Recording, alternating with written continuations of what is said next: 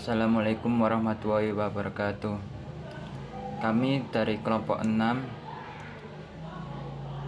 ditugaskan untuk membuat video tentang PowerPoint presentasi dari kelompok kami, yaitu berjudul mengatur ruang kelas.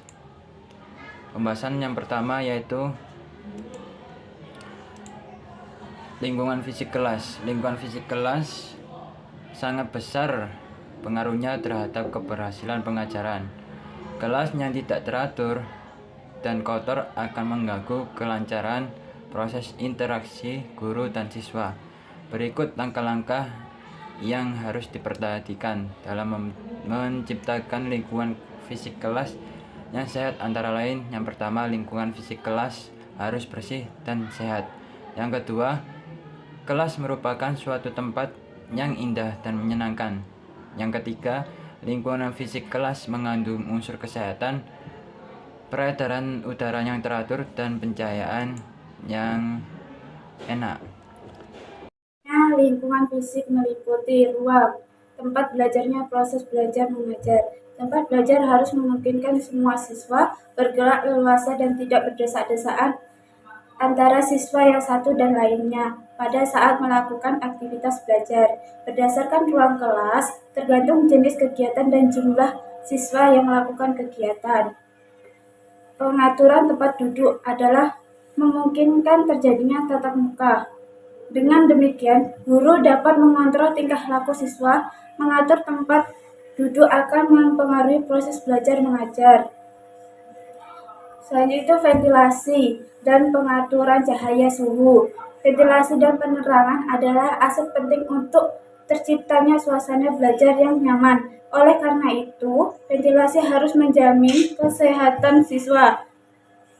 Pengaturan penyimpanan barang-barang hendaknya disimpan di tempat khusus yang mudah dicapai bila perlu dan akan dipergunakan bagi kepentingan belajar. Barang yang bernilai praktis tinggi dan dapat disimpan di ruang kelas seperti buku pelajaran, pedoman kurikulum, dan sebagainya.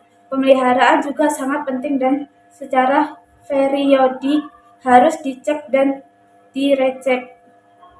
Selanjutnya, menurut Suhaina Suparno, penataan ruang dianggap baik apabila menunjang efektivitas proses pembelajaran yang salah satu petunjuknya adalah bahwa siswa belajar dengan aktif dan guru dapat mengelola kelas dengan baik. Yang kedua, penataan kelas harus bersifat fleksibel sehingga perubahan dari satu tujuan ke tujuan yang lain dapat dilakukan sedemikian rupa dan dapat dicapai pada waktu itu. Yang ketiga, ketika anak belajar tentang suatu konsep, maka ada fasilitas-fasilitas yang dapat memberikan bantuan untuk menjelaskan konsep-konsep tersebut. Dapat berupa gambar-gambar, model, atau media lain sehingga konsep tersebut tidak bersifat verbalitas. Dan yang terakhir, penataan ruang dan fasilitas yang ada di kelas harus mampu membantu siswa meningkatkan motivasi belajar. Selanjutnya, kesimpulan, mengatur ruang kelas adalah sebuah upaya yang dilakukan oleh guru untuk menciptakan ruang belajar yang kondusif, efektif, menyenangkan bagi siswa.